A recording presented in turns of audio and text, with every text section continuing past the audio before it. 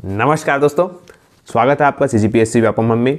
आपने सुबह परियोजना क्षेत्रपाल का पेपर देखा। अब ये जो पेपर है स्टेनोग्राफर का है, इस पर हम पूरा विस्तार पूर्वक चर्चा करेंगे और इसका जो आंसर भी मैं आपको बताऊंगा। बहुत सारे लोग जिद कर रहे थे कि सर आप आंसर नहीं बताते, तो देखिए आंसर भी मैं बताऊंगा। सुबह का पेपर में सिर्फ मैं आपको क्वेश्चन देखने को दिया था कि आप किस पार्ट से क्वेश्चन आया वो देखिए। उसका जो आंसर है उसका भी जो मैं वीडियो बना दूंगा, अगला जो कल है वो आप अपलोड हो जाएगा और आप उसका आंसर देख लीजिएगा। चलिए सबसे पहले बिना किसी देरी किए ये वीडियो जो है CGGS का है और इसमें सामान्य अध्ययन का भी प्रश्न पत्र है, तो इसका जो आंसर है हम फटाफट देख लेते हैं। तो देखिए सबसे पहला प्रश्न आपकी स्क्रीन पर शो हो रहा होगा। यहाँ पे बताया कि किन परिस्थितियों में मंत्रिपरिषद को त्यागपत्र करना नहीं पड़ता यदि लोकसभा अविश्वास प्रस्ताव पारित कर दे, धन विधेयक पारित न करे, महाभियोग प्रस्ताव पारित न करे, सरकारी विधेयक पारित न करे, संशोधन विधेयक पारित न करे। तो देखिए यहाँ पे जिस हिसाब से ऑप्शन आता है आपको उस हिसाब से चुनना रहता है। तो इसका जो बेस्ट ऑप्शन है वो है बी, जो पॉइंट 3 और 5, मतलब महाभियोग प्रस्ताव पारित नहीं भी होगा तो कोई दिक्कत वाली बात नहीं है। और पांचवा जो है संशोधन विधेयक पारित न करे। अगर संशोधन विधेयक भी अगर पारित नहीं होता तो कोई इसके लिए कोई बिग डील नहीं है कि मंत्रिपरिषद को त्यागपत्र देना पड़ेगा। तो यहाँ पे यही पूछा है कि क्या इसमें से मंत्रिपरिषद कुछ भी हो जाए तब भी मंत्रिपरिषद सेफ रहेगा। इसका क्वेश्चन का पूछने का तात्पर्य ये है। तो इसका जो संभावित उत्तर है ये बी हो सकता है। ठीक है। दूसरा क्वेश्चन है, जैसा कि आपके स्क्रीन पर शो हो रहा होगा, प्रधानमंत्री किसान निधि सम्मान योजना के अंतर्गत एक साल में किसानों को कितनी राशि दी जाती है? आप सभी को मालूम है इसका जो आंसर है 6000 है। आपको 2000 ऐसे करके मिलता है, 6000 रुपये मिलता है किसानों को।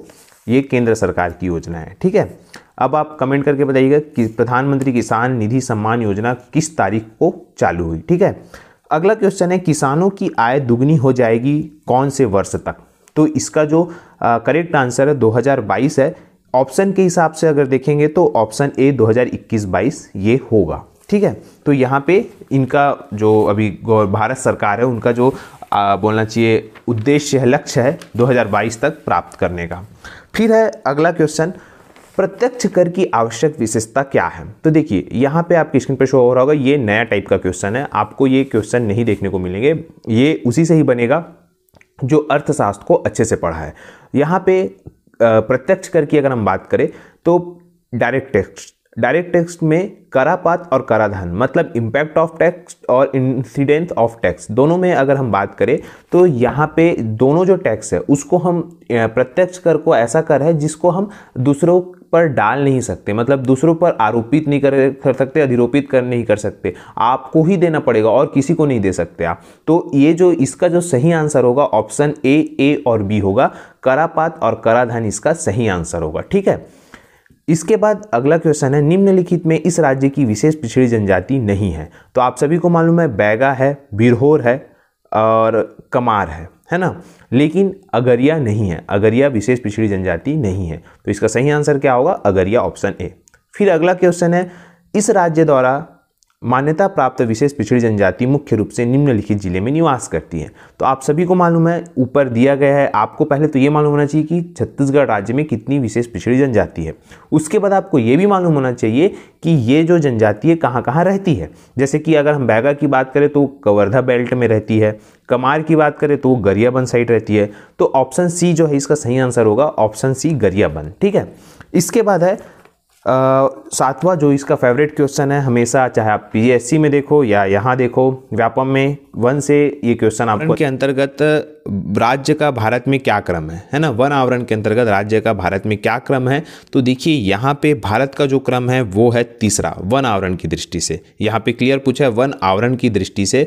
यहाँ पे देखिए प्रूफ भी है, आप आर्थिक सर्वेक्षण में आप देख भी सकते हैं। तो वन आवरण की दृष्टि से तीसरा नंबर है छत्तीसगढ़ राज्य का। और अगर वन क्षेत्रफल की दृष्टि में पूछता तो वो अलग रहता। ठीक है। अब अगला क्वेश्चन है, जैसे कि आपकी स्क्रीन पे शो हो रहा होगा, प्रथम छत्तीसगढ़ राज्य वन विकास निगम किस स्थान पर स्थापित किया गया? तो आप सभी को मालूम है यहाँ पे सीधा सीधा ये पूछ रहा है छत्तीसगढ़ राज्य वन विकास निगम कहाँ पर स्थापित किया गया? तो वो उसका आंसर यहाँ पे संभावित उत्तर रायपुर हो सकता है। ठीक है।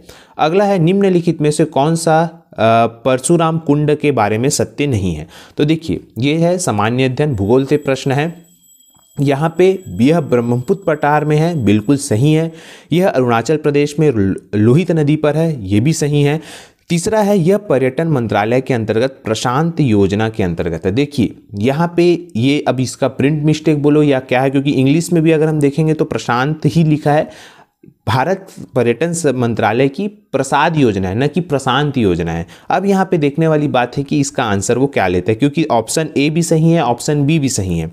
अगर ऑप्शन सी लेगा इसका मतलब है, अगर ऑप्शन डी लेता है तो ये है कि वो प्रसाद योजना है। अगर ऑप्शन सी लेगा इसका मतलब बहुत सारे लोग फिर दावा आपत्ति करेंगे, क्योंकि प्रशांत नामक कोई योजना नहीं है, प्रसाद योजना है पर्यटन मंत्रालय की, तो उसमें शामिल है परशुराम कुंड। लेकिन यहाँ पे हो सकता है प्रिंट मिस्टेक, तो यह ऑप्शन सी ऑप्शन डी में देखा जाता है कि व्यापम क्या आंसर लेता है। ऑप्शन सही आंसर है। ठीक है, अब अगला क्वेश्चन है विक्रम चंद्रयान 2 का कौन सा भाग है? फेवरेट है विक्रम। पिछले क्वेश्चन में आपने देखा कि बोलना चाहिए इसी से संबंधित, चंद्रयान 2 से संबंधित ही जो है क्वेश्चन पूछा था, फिर ये पूछा तो विक्रम क्या है? लैडर है। ऑप्शन बी इसका सही आंसर है।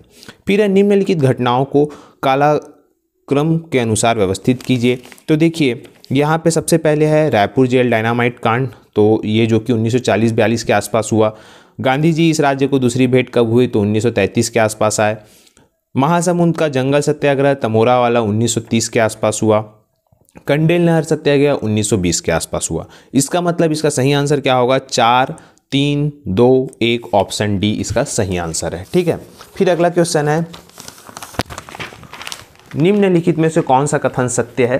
तो जैसा कि आपकी स्क्रीन पे शो हो रहा होगा, असहयोग आंदोलन में अनेक वकीलों ने अपना कार्य त्याग दिया। ये सरासर गलत है।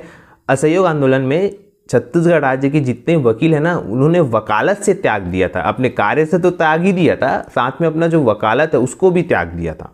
दूसरा है भारत छोड़ो आंदोलन के दौरान क्रांति कुमार भारती द्वारा बिलासपुर में शासकीय हाई स्कूल में भारतीय तिरंगा फहराया गया।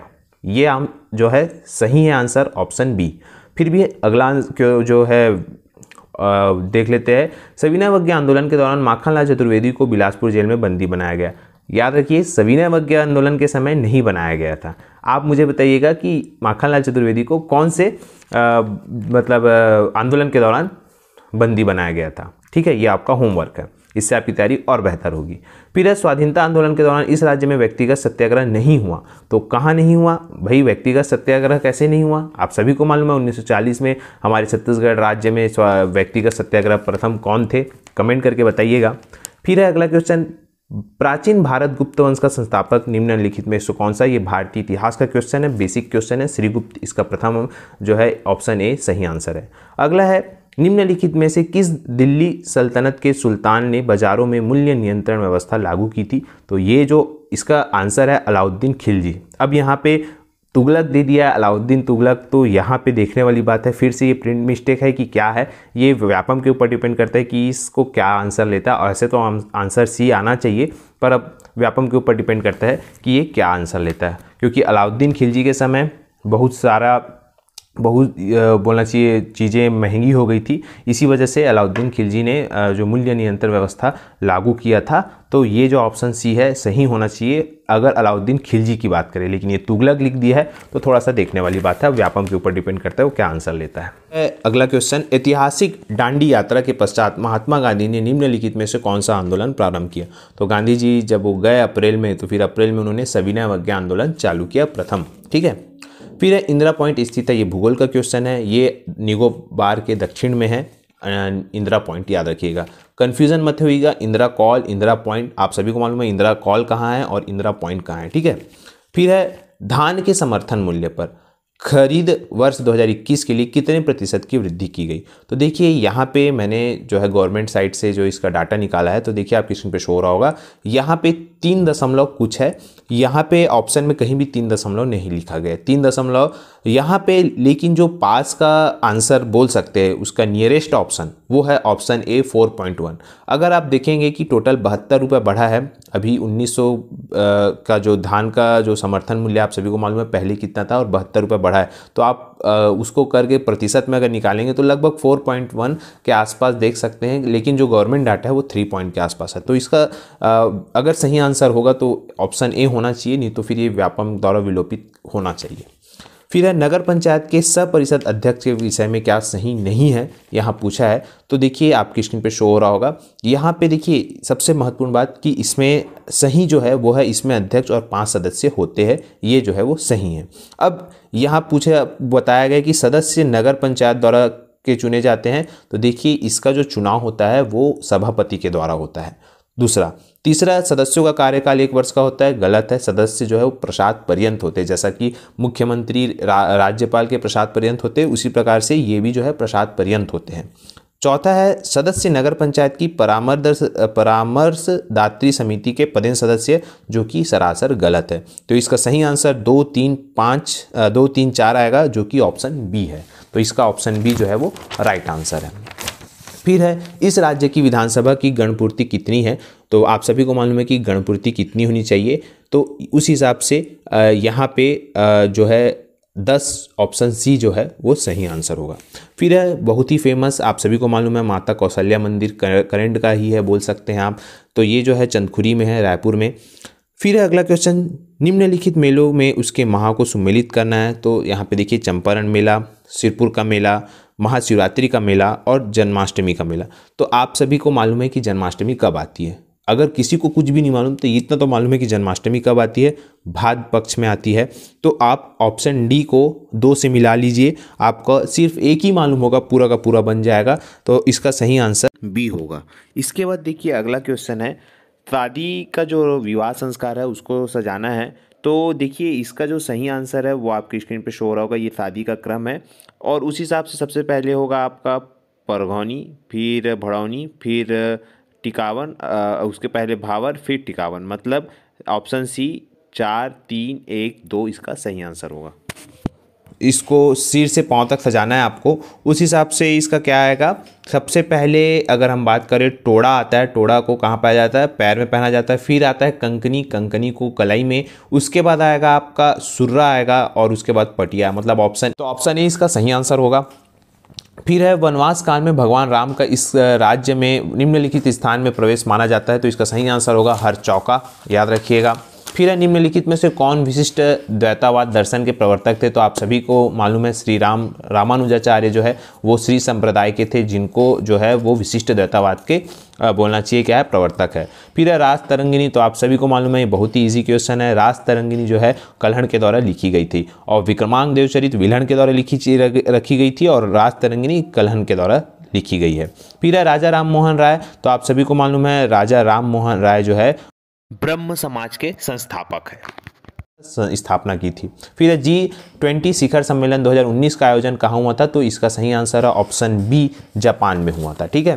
फिर है अगला, भारत में एंथ्रेसाइट कोयला प्राप्त होता है। तो आप सभी को मालूम है जो कोयला है वो गोंडवाना की चट्टान में पाया जाता है। तो ऑप्शन सी इसका सही आंसर होगा। फिर है भारत और बांग्लादेश के मध्य विवाद का विषय क्या है। तो देखिए, तो इसका सही आंसर होगा ऑप्शन डी, कोको जल मार्ग। फिर है 31वां कि राज्य विधान परिषद के विषय में सही क्या है। तो देखिए राज्य विधान परिषद के विषय में अगर हम सही की बात करें तो इसका जो सही आंसर होगा बोलना चाहिए। देखिए आप अगर ऑप्शन देखें तो समस्त निर्वाचित सदस्य अनुपातिक प्रतिनिधित्व प्रणाली के एकल संगमरमीय मत पद्धति से चुने जाते हैं। तो इसका आंसर सही है। दूसरा है राज्य विधानसभा द्वारा चुने जाने वाले सदस्य सर्वाधिक मत पद्धति से चुने जाते हैं। तो ये भी सही है। और जो तीसरा और चौथा है वो गलत है। तो ऑप्शन बी जो है संभावित उत्तर हो सकता है व्यापम के माध्यम से। फिर है अगला, राज्यपाल किसे नियुक्त कर सकता है परंतु उन्हें पदच्युत नहीं कर सकता। तो इसका जो सही आंसर है ऑप्शन डी, लोक सेवा आयोग का अध्यक्ष जो है बोलना चाहिए राज्यपाल उनकी नियुक्ति तो कर सकते परंतु पदच्युत जो है वो नहीं कर सकते। फिर है निम्नलिखित में से कौन सी घटना ने इस राज्य की रियासतों को भारतीय संघ में विलय की प्रमुख जिम्मेदारी निभाई। तो देखिए यहाँ पे क्लियर पूछा है कि इस राज्य की रियासत, याद रखिएगा मतलब महत्वपूर्ण भूमिका इस राज्य। तो यहाँ पे ऑप्शन सी जो है इसका सही आंसर होगा, रियासतों के विलय में council of action in Chhattisgarh state की भूमिका थी, जिनके जो अध्यक्ष थे वो हमारे ठाकुर प्यारेलाल सिंह जी थे। तो यहाँ पे वैसे तो देखो सरदार वल्लभ भाई पटेल ने तो पूरे भारतवर्ष में बोलना चाहिए इसका एकीकरण किया, परंतु हमारे राज्य से संबंधित ये जो है ऑप्शन सी जो है इसका बेस्ट ऑप्शन लगता है। अब देखने वाली बात है कि व्यापम क्या आंसर लेता है। अब बात करते हैं बलौदाबाजार जिले में कितने सीमेंट उद्योग है। तो इसका सही आंसर है ऑप्शन सी, 6 उद्योग जो है बलौदाबाजार जिले में है। और सिकासार जल विद्युत गृह तहसील में स्थित है, तो ये आपकी स्क्रीन पर शो में भी हो रहा होगा। ये गरियाबंद जिले से 16 किलोमीटर दूर स्थित है, तो ऑप्शन सी जो है इसका सही आंसर होगा। फिर है महानदी अपोहा तंत्र छत्तीसगढ़ राज्य में लगभग कितने प्रतिशत क्षेत्र का जल संग्रहण करता है, तो इसका सही आंसर होगा ऑप्शन सी 58%। वैसे अगर देखें तो बुकों में अगर आप देखेंगे तो 56% 57% है, तो लगभग 58% नियरेस्ट ऑप्शन है, तो ऑप्शन सी इसका सही आंसर है। फिर है भारत की अर्थव्यवस्था के द्वितीय क्षेत्र में किसे शामिल नहीं किया गया है, तो ऑप्शन सी विद्युत गैस एवं जलापूर्ति जो है वो तृतीय क्षेत्र के अंतर्गत आते हैं, तो इनको द्वितीय क्षेत्र में शामिल नहीं किया गया है। फिर है 38 की बात करें तो 38 में द्रव सोडियम का उपयोग नाभिकीय रिएक्टर में शीतलक के रूप में उपयोग होता है, बिल्कुल सही है। दूसरा है प्लास्टर ऑफ पेरिस का सूत्र जो है लिखा गया है, वो भी सही है। तीसरा है बोर्डेक्स मिश्रण में सोडियम सल्फेट तथा चूना होता है, बिल्कुल सही है। तो इसका सही आंसर ऑप्शन ए 1, 2 और 3 होगा। ठीक है, इसके बाद अगला है साइंस से है। क्यूसेक किसका मात्रक है, जो कि प्रवाह की दर का मात्रक है। बाइट किसका मात्रक है, कंप्यूटर मेमोरी का मात्रक है। रेक्टर जो है भूकंप की तीव्रता का मापक है। और बार जो है दाब का मापक है। और पास्कल जो है वो है श्यानता का जो है बोलना चाहिए मापक है। ठीक है, इस प्रकार से ये भी हो गया। फिर है निम्न गैसों में कौन एक अजनबी गैस है, तो इसका सही आंसर है ऑप्शन डी जेनान। तो इस प्रकार से आपने देखा 40 क्वेश्चन। अगर आप कमेंट करेंगे तो लगभग इसके और भी है, हिंदी, अंग्रेजी, गणित, उनके भी मैं बता दूंगा। फिलहाल वीडियो को लंबा नहीं करना है, हमको छोटा रखना है, इसी वजह से सिर्फ छत्तीसगढ़ जीएस के बारे में बात करें। आने वाले हर एग्जाम के लिए बहुत ही महत्वपूर्ण है। जितनी भी अभी कंटिन्यू एग्जाम हो रहे हैं, आप सभी के सामान्य अध्ययन के जितने भी क्वेश्चन हैं या मैथ्स के जितने क्वेश्चन हैं, आप उसके बनाइए और प्रैक्टिस जरूर करिए। आने वाले समय में ये बहुत ही महत्वपूर्ण होने वाला है। तो आज का एक छोटा सा वीडियो यहीं तक। आशा करता हूँ कि आपको ये वीडियो अच्छा लगा होगा। वीडियो अच्छा लगा तो आप इसे लाइक करें, शेयर करें, सब्सक्राइब करें तथा वीडियो देखने के लिए आप सभी का बहुत बहुत धन्यवाद। आप सभी